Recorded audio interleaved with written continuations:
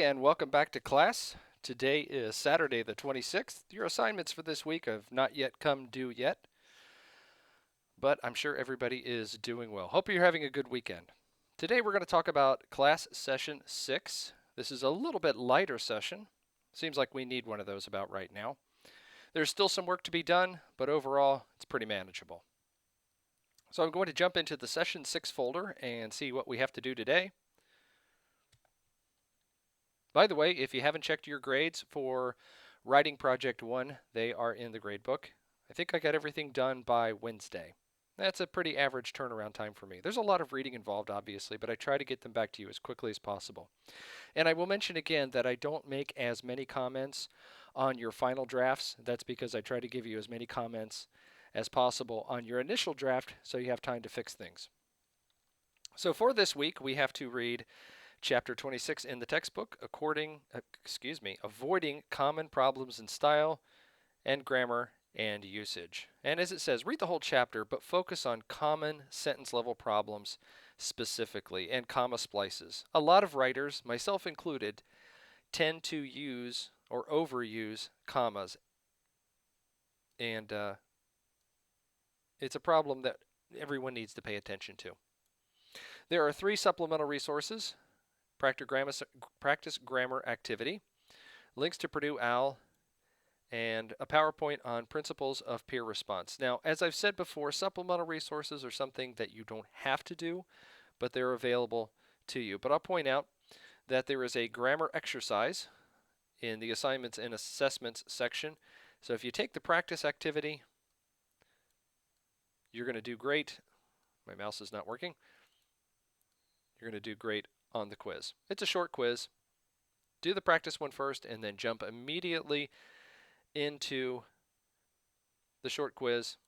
You'll knock it out of the park. Let's go into the learning activities. And of course, your textbook is here.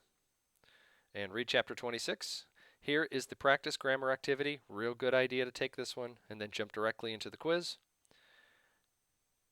And supplemental resources, links to Purdue OWL. And I want to talk briefly about Purdue OWL. I guess I can get the link here. We are fortunate that in Indiana, one of our state universities, Purdue, is viewed as the resource across the country for questions about using MLA and using APA. And this is what the site looks like.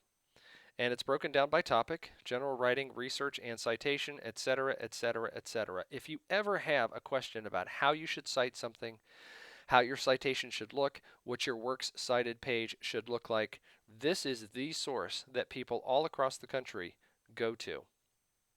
Purdue OWL, I believe, stands for, yes, the Online Writing Lab. And anytime you have a question, go to this page and just search the OWL. You'll find an answer. And if you find the answer here, you can bank on it.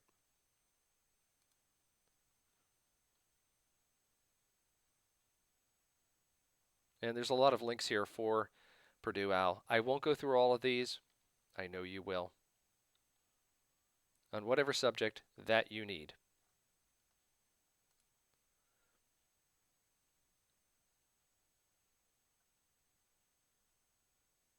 And also there's a supplemental resource on the principles of peer response. I'm not going to open this up right now. I think it's well done. If you're still struggling with how you should respond to a peer in a discussion board or in reviewing one of their drafts, you can find lots of good resources here. Let's go back to the class session and look at assignments and assessments. And look, there's tutor.com, where you can get a free review of one of your drafts or even send them a final version before you turn it in. I talked with one student last week who said when they went on what they thought was tutor.com, it was asking for a credit card or some sort of other information. If you're using the link within the class, you should be able to submit it for free. You already paid for tutor.com when you paid your tuition. So use this resource. And also, if you have used this resource, and I'm sure some of you in the class already have, give me some feedback. You can put it in the Cyber Cafe, which is a discussion board, or you can simply send me a note directly and say, I used this source, I sent the paper on this date, I got it back on this date, and here's the kind of responses that I got. I'd like to know what they're telling you. I know what they've told students in previous classes, but I haven't gotten any feedback from anyone in this class just yet. So tell me how it's working out for you. Let's go into assignments and assessments.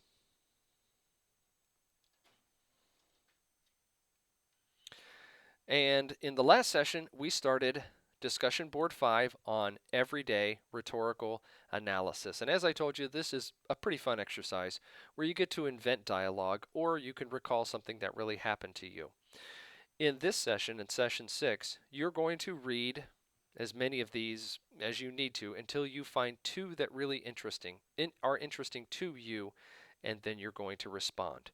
And your response should be one or more, I'm sorry, it says two of the following questions. So you're going to answer 2 students, 100 words each in your response for a total of 200 words. There are 5 questions listed. You only need 2 of them.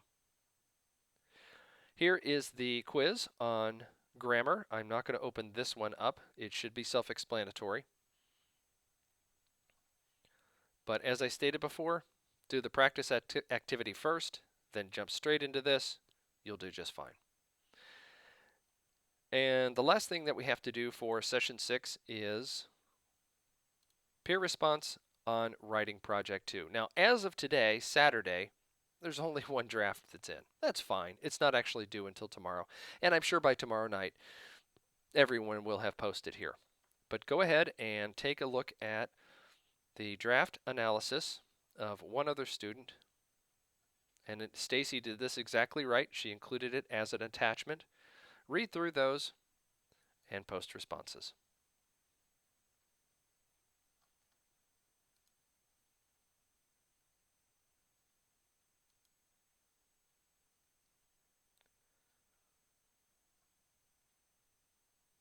Let's take a look at those peer response instructions before we get out of this part.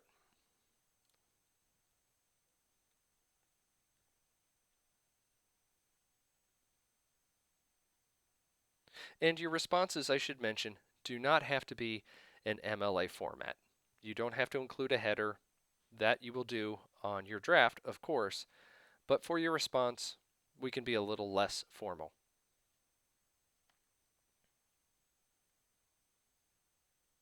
As it says, find the peer response board, of course. Choose drafts to review. How many do you have to review? Well, I'd like for you to do 2. And try to look for some that haven't already gotten some feedback. That way everyone is equal in this. And when you write your response, there are 6 items listed here. I want you to respond to at least 4 of them.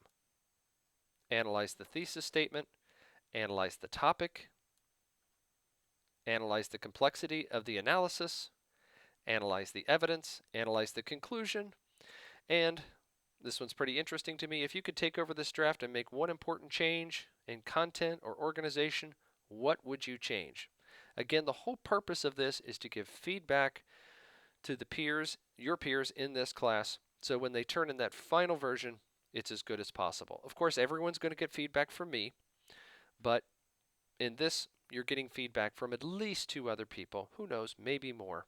And that makes your final version as strong as possible. I've said this before, and the key to good writing is not having talent or skill necessarily, although those are important. But the real key to effective writing is to get as many people as possible to read your work. I know sometimes people can be uncomfortable with giving their written thoughts to another person to read, but that really is the only way that we get better as writers, is by having as many people as possible read our work and point out to us the mistakes that we cannot see ourselves, because when we read our own writing, we can't see our own mistakes, but also to address areas of concern where we're missing something, or we've overlooked something, or something needs to be stronger. Once you find the ones you'd like to respond to, you're going to click reply and then write out your response. And notice it says a minimum of 200 words per response. How long is that? It's a couple of paragraphs. And there's the rubric for it, which I will not go over at this time. I think we may be finished with this one. As I mentioned, this is a little bit lighter week. Session 5, there was a lot of work involved, so we'll take a little easy on you this time.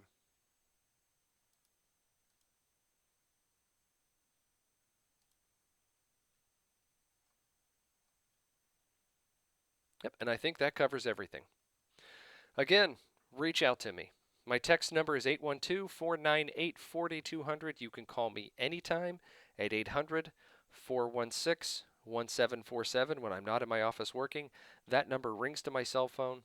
Don't be embarrassed. Go ahead and give me a call. I enjoy talking with people in the class.